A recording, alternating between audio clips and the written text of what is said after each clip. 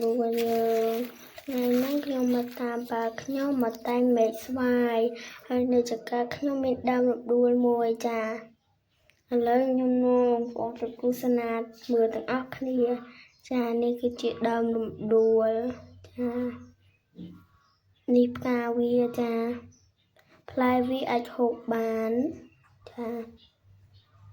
យកបងប្អូនផ្លែវាអាចហូបបានចាវាអត់តន់ទុំយ៉ាងវានៅចត់ចាដល់ទុំហើយនឹងទៅឆ្ងាញ់ហ្មងចា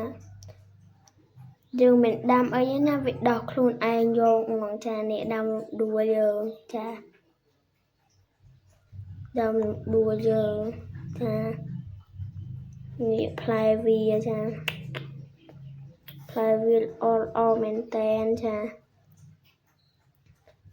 បេះហូបវាចាឆ្ងាញ់ហ្មងចាឥឡូវក្រងខាំគ្រប់ទៅនោះសិនចាមួយដើមវាល្អនេះបងក្រងចានៅលើដើមដួលយើងហ្មងចា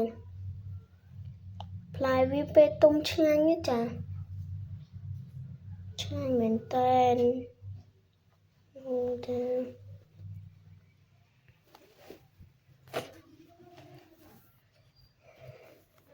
ហើយក៏មានដើមត្នោតជាប់នឹងដែរចឹងណាចានេះ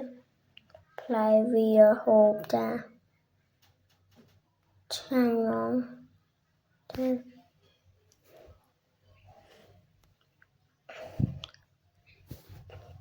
ឆ្ងាញ់ហ្មងចាឥឡូវខ្ញុំហូបឲ្យមើលចាឆ្ងាញ់ណាចាតែរន្ធវារឿងចត់បន្តិចចាមកដើមដួលយើងស្អាតខ្លាំងមែនតើចាប់ផ្កាវាស្អាតហ្មងហើយនឹងឈ្ងុយចាដកខ្លួនឯងអត់មានដាំអីទេ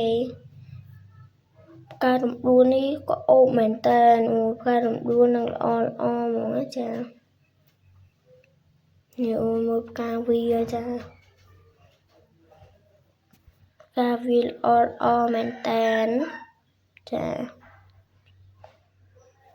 ផ្កាវាចាល្អខ្លាំងហ្មងហើយនឹងសាននឹងឈ្ងុយហ្មងចានៅចកាខ្ញុំចាគឺមានដើមរំដួលចា